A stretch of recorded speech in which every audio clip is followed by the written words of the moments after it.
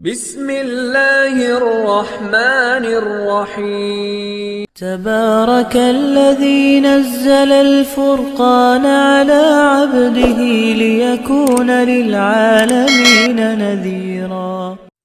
السلام علیکم ورحمۃ اللہ تعالی وبرکاتہ۔ میرا نام ہے قاری ابوبکر حیات اور میں آپ کو اپنے چینل پر خوش آمدید کہتا ہوں۔ آج میں آپ کے ساتھ ڈسکس کروں گا کہ عورتوں کو قرآن حفظ کروانا ثواب ہے یا گناہ۔ آپ کے ذہن میں سوال آیا ہوگا کہ قرآن کریم حفظ کروانا بھی کیا گناہ کا کام ہے؟ جی یقین جانیے، قرآن یاد کر کے بھلا دینا بہت بڑا گناہ ہے۔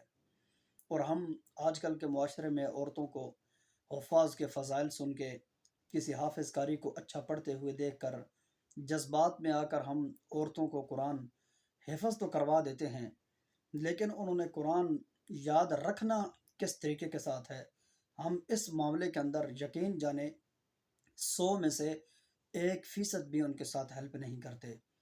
تو اس کا سب سے بڑا بھگتان سب سے پہلے ان عورتوں کو خود بھگتنا پڑتا ہے۔ جس بندے کو قرآن حفظ کرنے کے بعد بھول جائے، سب سے بڑی بات یہ ہے اس کی زندگی میں سکون نہیں ہوتا۔ اتنی منحوس قسم کی نحوست بھری زندگی ہوتی ہے کہ یہ ٹینشن بندے کو مرنے تک ختم نہیں ہوتی۔ تو سب سے بڑی ٹینشن تو ان کو یہ بھگتنی پڑتی ہے۔ دوسرا وبال پھر ان کے ماں باپ پہ ہوتا ہے کہ آپ نے ان کو حفظ تو کروا دیا، لیکن ان کو قرآن یاد کرنے کے حوالے سے آگے آپ نے ان کو کسی طریقے سے گائیڈ نہ کیا، جس کی وجہ سے ان کو قرآن بھول گیا۔ تو بعض نیکیاں بھی ایسی ہوتی ہیں جو نیکی کرنے کے بعد وہ گناہ بن جاتا ہے۔ تو دیکھیں، ہم نے اب مثلا 12 سال کی عمر کا بچے نے حفظ کر لیا، تو اب حفظ کرنے کے بعد آگے بچے نے کیا کرنا ہے؟ اس کو جس وقت تک کوئی لائن نہیں دیں گے، جس وقت تک کہیں مصروف نہیں رکھیں گے اس کو، ظاہر قرآن تو بھولنا ہے۔ ہم عورتوں کو حفظ کروا دیتے ہیں، اس کے بعد ان کا رابطہ مدرسے سے ختم، اس کے بعد شادی بیاہ ہوئے، وہ ایسے گمنام لوگوں سے ان کا واسطہ پڑا، اساتذہ سے رابطہ ختم، مدرسے سے رابطہ ختم، رمضان کی تراویح گئی، مقابلوں کے اندر تو ان عورتوں نے ویسے بھی کوئی نہیں آنا جانا ہوتا۔ تو جس بندے کے حوالے ہم نے ان کو کیا، اس بندے کا بھی دور پار سے، دین سے، قرآن سے کوئی تعلق نہیں ہے۔ اب بتائیں، اس صورت کے اندر اس عورت کو قرآن یاد رہے گا؟ بالکل بھی یاد نہیں رہے گا۔ یہ قرآن حفظ کرنے کے بجائے ثواب کے، یہ ہمارے اوپر ایک بہت بڑا بوجھ اور بہت بڑا وبال بن جاتا ہے۔ چند صورتیں ہیں جن صورتوں کے اندر آپ عورتوں کو حفظ کروائیں تو بہت زیادہ مفید ثابت ہو سکتا ہے، اور اس صورت کے اندر ایک عورت کا حفظ کیا ہوا پورے معاشرے کے لیے وہ ذریعہ نجات بن جاتا ہے۔ سب سے پہلا ذریعہ یہ، آپ کے پاس کوئی مدرسہ ہے، آپ نے اس کو کسی ایسے شخص کے حوالے کرنا ہے جس کا مدرسہ ہے، عالم ہے، حافظ ہے، قاری ہے، یا کچھ بھی نہیں ہے تو کم از کم انسان ہے، ٹھیک ہے؟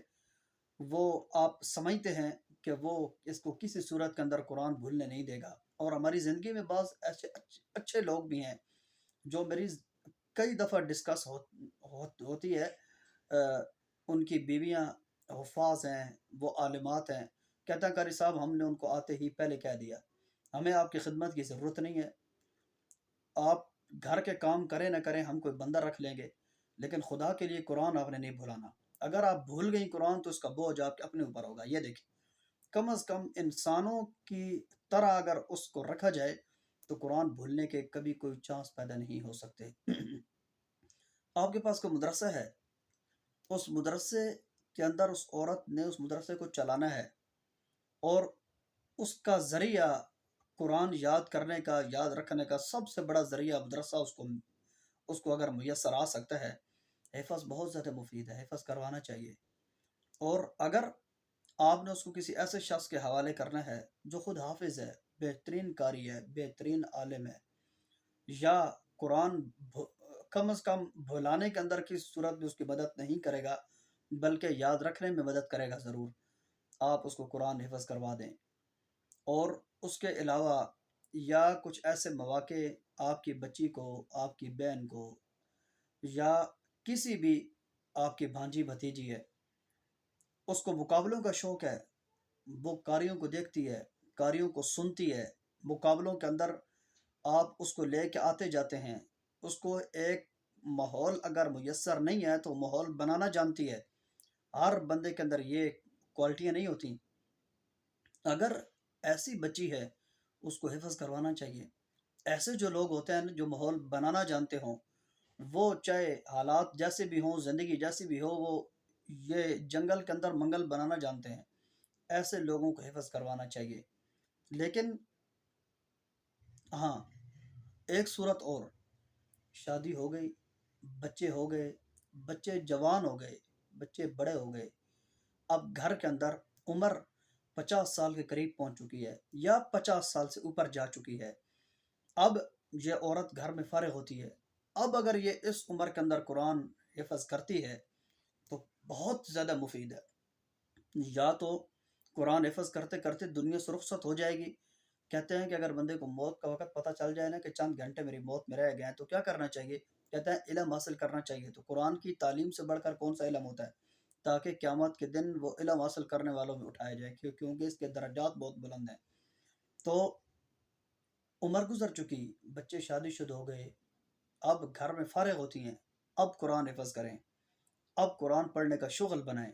اب قرآن آپ کے لیے مفید ثابت ہو سکتا ہے، کیونکہ وہ جتنے بھی جو مشکل مراحل تھے وہ گزر چکے ہیں. اب ماحول آپ کے تابع ہو چکا ہے. اب سب ماحول آپ کی مٹھی میں ہے، جدھر بھی آپ اس کو گھمائیں گے وہ گھومے گا. اس صورت کے اندر اگر آپ قرآن حفظ کرنا چاہیں تو آپ قرآن حفظ کریں. آپ اگر حفظ کرنے کے درمیان ہی دنیا سے رخصت ہو جاتی ہیں تو قیامت کے دن مجھے امید ہے کہ آپ حفاظ کی لسٹ میں کھڑی ہوں گی. ورنہ علم حاصل کرنے والوں کا جو مرتبہ ہے وہ میں آپ کو بتا بھی نہیں سکتا. یہ چند صورتیں ہیں کہ آپ عورتوں کو حفظ کروا سکتے ہیں. ورنہ میرا ایک بہترین مشورہ ہے، آپ کو بہت فائدہ ہوگا. آپ سے میری بہت دیبانہ درخواست ہے، عورتوں کو تجوید کے ساتھ دیکھ کر قرآن پڑھانا چاہیے. تجوید کے ساتھ. ہمارے خاندان میں ایک عورت آئی، کمال قسم کی غضب کی تجوید تھی ان کی. اتنا اچھا تجوید کے ساتھ وہ قرآن پڑھتی ہیں کہ میں آپ کو بتا نہیں سکتا. بہت غضب. اور گھر کے اندر ریکارڈنگ ان کی چلتی ہے، روزانہ قاری کوئی نہ کوئی تلاوت کر رہا ہوتا ہے. ان کی تجوید کے ساتھ اتنا اچھا پڑھا ہوا قرآن ریکارڈنگ سن سن کے ان کو زبانی یاد ہو گیا.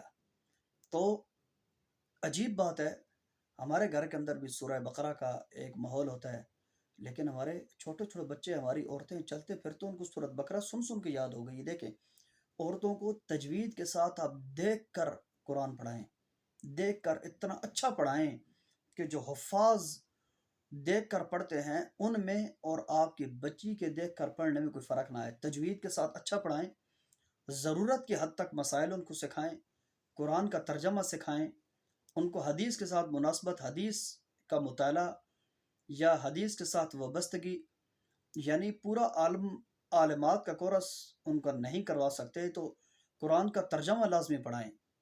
ان کو ضرورت کے مسائل بتائیں، قرآن تجوید کے ساتھ ان کو پڑھائیں.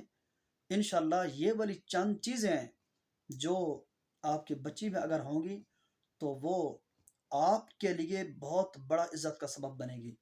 بجائے اس کے کہ قرآن کی حافظہ ہو، ہمارے اوپر وبال بن جاتا ہے. حافظہ سمجھ کے لوگوں کو بہانا چاہیے ہوتا ہے. شادی کر کے کسی اور وجہ سے لے کر گئے، سامنے قرآن کو دے دیا، او ہمارے گھر میں بھی ایک حافظہ ہے جی، او ہم تو حافظہ سمجھ کے لائے تھے جی، اور یہ حافظہ ہے، یہ تو قرآن ہی نہیں کھولتی جی. اور بھائی تم قرآن کھولنے دو گے تو تب نہ. اپنے بارے میں کون سا کچھ بتاتا ہے، دوسروں کے اوپر سب بوال پھینکتے ہیں. تو دیکھ کر ان کو قرآن پڑھا دیں. اگر ان کو ماحول میسر آیا، دیکھ کر وہ اچھا پڑھی ہوئی نا، تو قرآن حفظ ان کے لیے کرنا بھی آسان ہوگا، اور ایسا حفظ جو ان کو بعد میں یاد بھی رہے گا. لیکن اگر ان کو حفظ کروا دیا اور اس ماحول میں جا کر وہ دیکھ کر پڑھنے سے بھی جائیں گی اور قرآن بھول گیا تو وہ وبال بھی بنے گا. تو مجھے امید ہے میری بات آپ کو پسند آئی ہوگی. اگر پسند آ گئی ہے تو اس کے اوپر عمل کرنے کی کوشش کیجیے.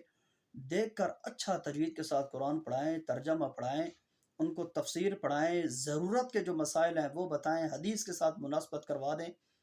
بہت بہت اعلیٰ قسم کی کامیابی ہے، بہت اعلیٰ قسم کی تربیت ہے، اور یہ بچی آپ کے لیے بہت بڑا ذخیرہ ہے، بہت بڑا، یہ آپ کے لیے نجات کا ذریعہ اور عزت کا سبب بنے گی. بجائے اس کے کہ آپ اس کو حافظہ بنا دیں اور بعد میں جا کے قرآن بھول جائے، آپ اس کو مکمل عالمہ بنا دیں اور بعد میں جا کے وبال بن جائے. تو یہ اگر چند باتیں آپ اگر دیکھ کر پڑے گی تو حفظ کا شوق آہستہ آہستہ پیدا ہوا تو حفظ بھی کر جائے گی. چند مسائل اس کو آتے ہوئے ماحول میسر آیا تو مکمل عالمہ بن جائے گی. میری بات اگر آپ کو پسند آئی ہے تو اس کے اوپر عمل کیجیے اور اپنے دوست احباب تک میرا پیغام پہنچائیے. اور یہ میرا ایک مشورہ ہے جو بطور حکم کے نہیں ہے. آپ کا بھائی قاری بکر حیات. السلام علیکم ورحمۃ اللہ وبرکاتہ. اللہ حافظ.